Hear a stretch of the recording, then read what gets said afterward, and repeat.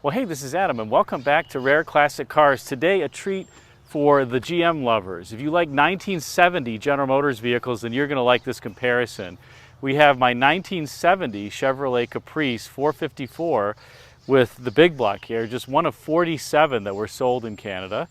And we're going to compare that versus this 1970 Buick Electra Limited from 1970, as I said. So, first things first about these vehicles, this Caprice is small by the standards of this Electra. This Caprice just rides atop 119-inch wheelbase and is about 216 inches in overall length, whereas this Electra rides atop 127-inch wheelbase. And for those of you who may remember, a lot of people call the Electras the deuce and a quarter. That came about because it was 225 inches in overall length. So this is 225 inches in length. That length formula broke down in the early to mid 1970s when the bumper standards had to be revised and these cars got longer. But for this model year, it was still 225 inches long. And you can see, though these are similar, they're both full-size GM cars from 1970, both the last year of this particular body style before being revised in 1971, there are quite a bit of stylistic differences. In particular, you notice that the Caprice roof panel here has this beautiful diving line to it, kind of minimizing the overall height, whereas the Buick, you notice, has a relatively straight line and unbroken that's emphasizing the overall height and formal nature of that back pillar. You can also see that the Caprice has quite a bit of curvature to the body side section, bowing out and then tucking in. It even has these interesting sculptural pieces. You can see a little bit, if you look at the reflections, there's this bulge out here on the Caprice that runs all the way through to the front fender, and there's a similar bulge that starts here and runs backward. Similar to, I would say, the 1968 GTO, which in plan view or looking from above kind of bulged out around the wheels. The Buick, you don't have that at all. You just have pretty, I would say, almost slab-sided styling, aside from this diving line that is nicely accentuated by this molding here that goes all the way down. And that would be a typical Buick cue for a number of years. You might think of the 1973 Regal in particular had that diving line on the body side. It was very pronounced. But you can also see that Electra, the styling really has this philosophy of maximizing the height and the overall formality of the way that it looks by having this line, this character line up pretty high, and then relatively, as I said, slab-sided body sides. Although it does kind of bow out and bow back in, there is no bulge that you see on the Caprice here. There's nothing analogous to that on the Electra. But both beautiful vehicles. Again, 1970 is a super special year for GM. It's the only year where you get a number of premium fuel big block engines. So in 1970, the Caprice, the 454, this is the only year of the premium fuel 454 that Chevrolet offered. And that's also the only year of the premium fuel 455 that Buick offered. In 1969, Buick had a 430 cubic inch V8, and in 1969, Chevrolet had a 427. And as the body style changed in 1971, the engines also changed to low compression. So you could still get a 455 in Buick in 1971, but it didn't have that 10+1 compression ratio. Same with the Caprice with the 454. So let's take the camera off and walk around these vehicles and discuss a little bit more. All right, so let's start with the Caprice here. This was Chevrolet's range topper. Was introduced midway through the 1965 model year. Ford actually had so much success with their LTD that they introduced in 1965, and General Motors designers were so thrilled by it, and of course the sales of it were so excellent, that they commissioned Blaine Jenkins to redo the interior. Blaine was a Chevrolet interior designer at the time, who did the Corvette, not the Corvette, but one of the Corvair Monza Spyders, and also the 72 Olds 98 Regency, among other vehicles. But he was commissioned to do the Caprice interior and given a little bit extra cost to see if he could do something similar to the LTD. And thus the Caprice was born. You can see, again here, this overall body shape kind of emphasizes, I would say, an overall leanness to it. You can see a little bit of that bulge that I'm mentioning. It's not really executed all that well. It almost looks like it's a dent in terms of the reflections on the car, but it's there. And then you have out back the typical Chevrolet 3 taillight theme for the top vehicles, and this really nice W shape to the rear, as well as the deck lid that goes down to meet the bumper, helping minimize the overall shape in the rear and making it look more lean, as opposed to, we'll take a look at the Buick that uses vertical cues very similar to Cadillac to emphasize the overall height of the vehicle. This is really emphasizing the horizontal nature and the width of the vehicle. Beautifully done bumper guards here. I don't think they're very functional, but they certainly look quite good. And I like how they badged this, the Caprice by Chevrolet, not the Chevrolet Caprice. I guess similar to the Cimarron by Cadillac, which I do like. And on the inside, we have what really makes this Caprice special.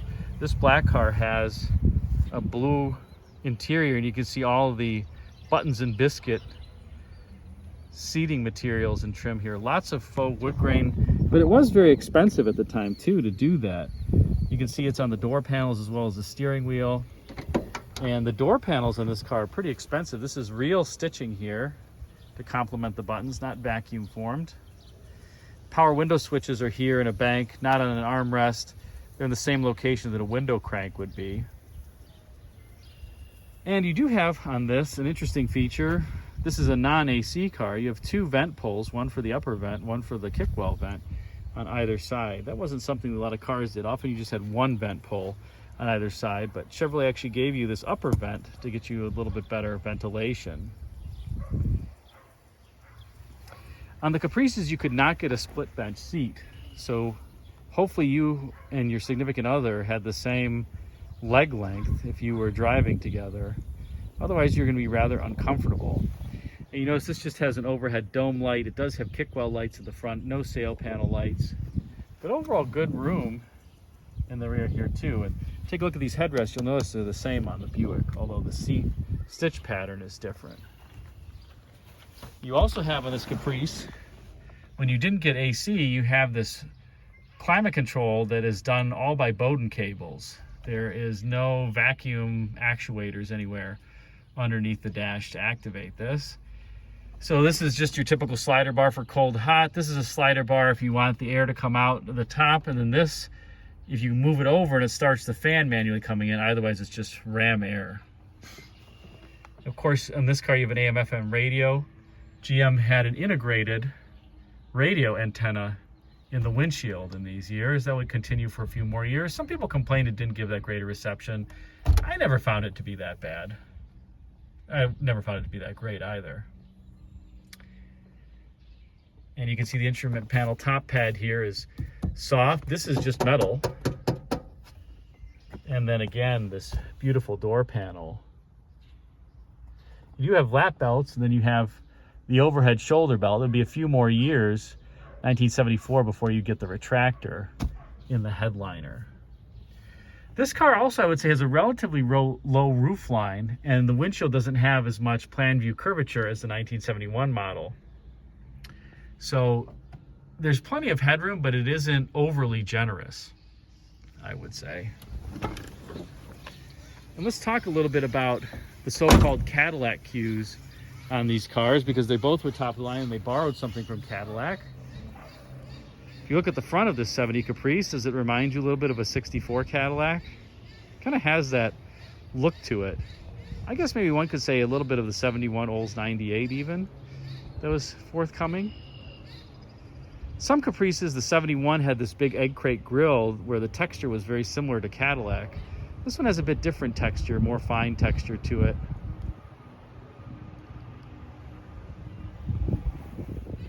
And then let's contrast that with the Buick here, where Buick had typically in 1968, 69, and especially in the Rivieras, pretty W shape and plan view on the front and rear of the cars. They were going away from that by this time. It does have the bulge in the middle, but these fender tips don't bulge out like the earlier model years did.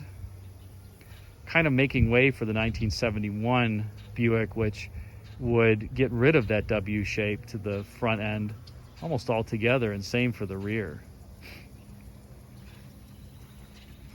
It is an Electra, so you get the 4 Ventaports on the side as opposed to the 3 that the lower end cars have. And you can see here the roof line. Notice again that this roof line stays relatively parallel to the ground, emphasizing the formal nature. And look at the Caprice, you can see it starts diving back, a little bit more sporty flair to it. This is a limited, which was the top of the line trim on these Electras. Beautiful script here. You could use that limited nameplate for some time to denote its top of the line trim. And look at, here's the headrest from the Caprice, but look at these seats, how thick they are. Buick, in my opinion, in these years did a better job than Cadillac on the interiors, and this is no exception. This cloth wears like absolute iron, and it was copied by Mercury on their 1974 vehicles, where the Brougham interiors were very, very similar to this. This does have the lights in the sail panel. Doesn't have one in the middle there, but it also does have the kickwell lighting. And this has the wonderful GM cell block door unlocking and locking sound. You're not going to mistake that for anything else. It does have the 8-track tape player down there.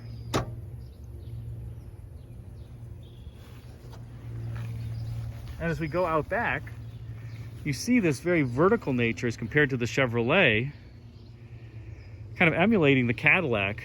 Fins here, these are the reverse lights and also a parking light that they glow red at night. It's a pretty cool touch. Also have this beautiful crease in the deck lid that fades out up here.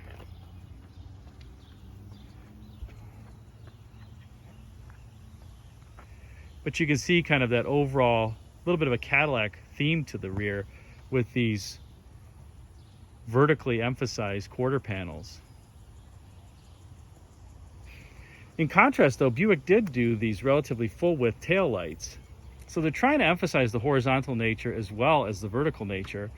Those full width tail lights would be most apparent on a vehicle in the 1980s, the Buick Reatta.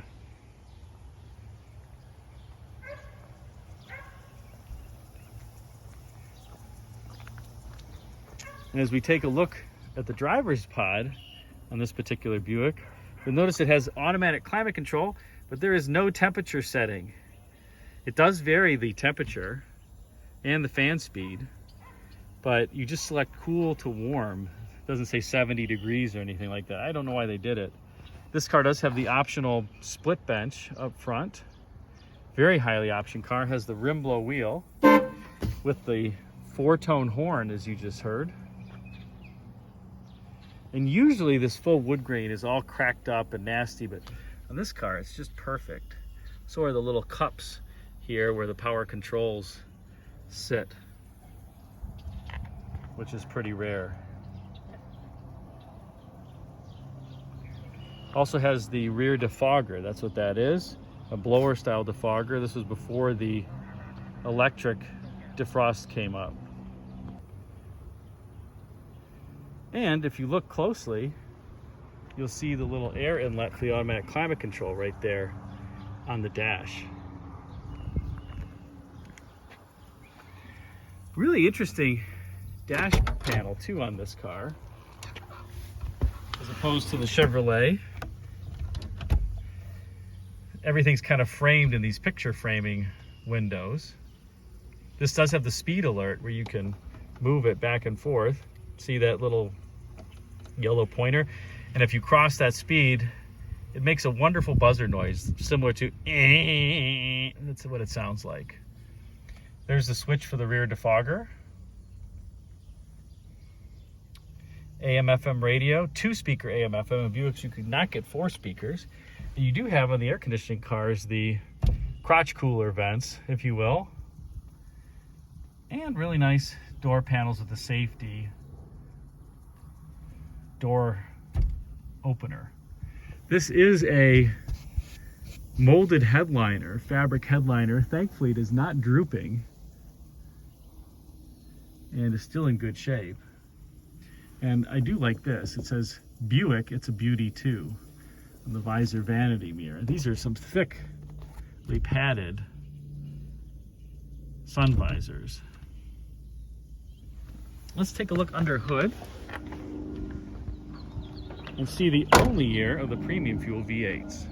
Well, the premium fuel 455 and 454. All right, and here we have the Buick 455, the premium fuel 455. 4-barrel, that's the 455-4. This made 370 gross horsepower in 1970. Does have a 256 rear end in it, so this car from, I would say, a standing start is not all that fast, but it actually has a lot of freeway passing power. It'll kick down to second gear and hold second gear to about 90 miles an hour because of the super tall rear end, which was standard on the Electras. You can see here, this is the cruise control servo, similar to what GM would use for many different years. That's the heater control valve that blocks the heat from going into the heater core when the air conditioning is on maximum AC. Buick V8s, you can see, have the distributor in the front, similar to the Cadillac V8s. The Olds, the Pontiac, the Chevrolet had the distributor in the back. Got your air conditioning, as well as the alternator. And Buick, interestingly, had a coolant overflow bottle in these years. That was pretty rare for a lot of cars, but Buick did it. And you can see the wonderful horns here. And this is the air compressor for the rear leveling setup. It was vacuum powered back in those days. That was optional. And then here we have Chevy's 454. This is the LS4 V8 that made 345 gross horsepower. There was an LS5 that made 390 horsepower. So this is one down from the top dog. You could get a series of 350s, a 400 cubic inch V8.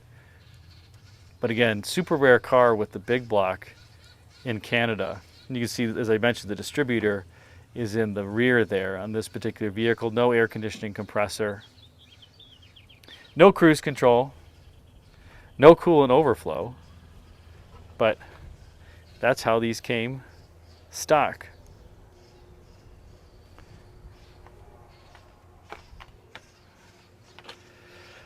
And two very powerful cars. Despite their size, these definitely have good punch and get up and go. Highly recommended. Again, 1 year only that you could get the premium fuel 455 or the premium fuel 454.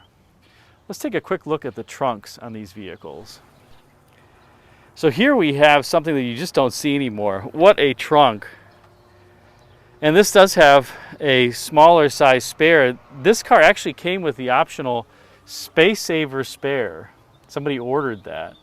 And my uncle, who owns the car, has taken it out just because those are so rare. If he does have a flat, he's got at least something. And then you can see here, you got the 1970 Buick color and trim book for that year as well. So if we flip to the Electra, there's the standard seating in the Electra 225. Then there was the custom, which was one up, the 225 with this beautiful brocade cloth. And then this is a limited, which we'll keep flipping here. There we are. And there is the interior color. And here it is. It's sandalwood is the name of this particular interior color.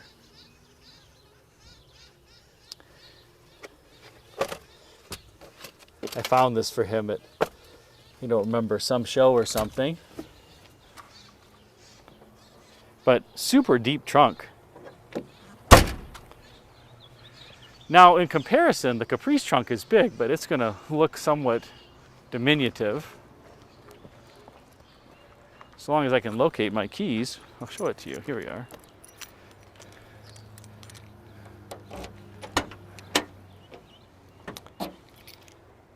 And there's the trunk. I think that's the original spare tire, the double stripe white wall. And the previous owner put a CD changer in here. I never used it. I should just take it out. But still pretty big. About 18, 19 cubic feet. This car, the jack is over there. So you can fit at least 6 dead bodies in here, more if they're dismembered.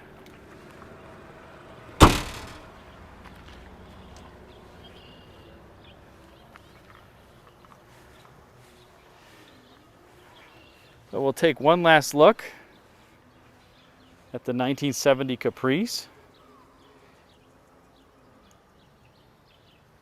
and compare it with the Electra. One last piece will start both of these 455s up so you can hear them run at the same time. Well, the 455 in the Buick and the 454 in the Chevrolet. All right, so let's have a little fun here. Let's start them both up.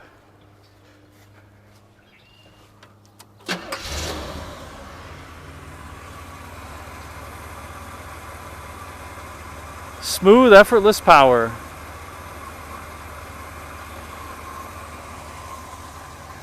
Then we'll try the Buick next.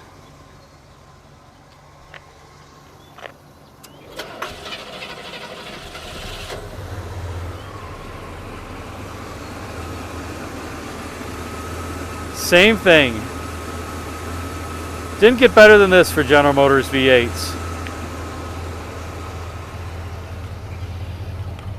Oh yeah, listen to that exhaust.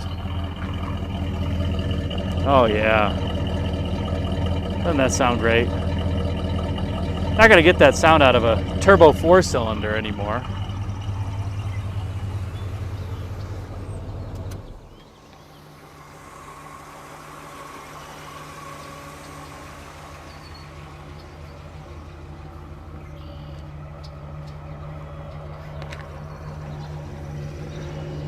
And dual exhaust in this car too. Well, I hope you enjoyed this comparison test. I guess this begs the question of which one would I pick and what would I buy? Well, I have to say they're both really nice cars. We'll close the hoods up. But if I had to pick for my hard-earned money between the two, I would have picked the Caprice. The base price was about $4,800 compared to roughly $6,000 for the Electra. And while the car was a bit shorter in overall length, I think you'll agree it's a super handsome car, and I would have ordered the 390 cubic inch LS5 454. That said, the Buick is a wonderful machine. But I'm cheap, and for my money, I would have just ordered this Caprice with the biggest engine that I could get. I mean, it's hard to top this interior too. The Electra has a nice interior, but that's a great looking interior on a Chevrolet. In any case, thanks for watching. Be sure to like, comment, and subscribe. Check out the video thumbnails at bottom left and right for some suggestions for you.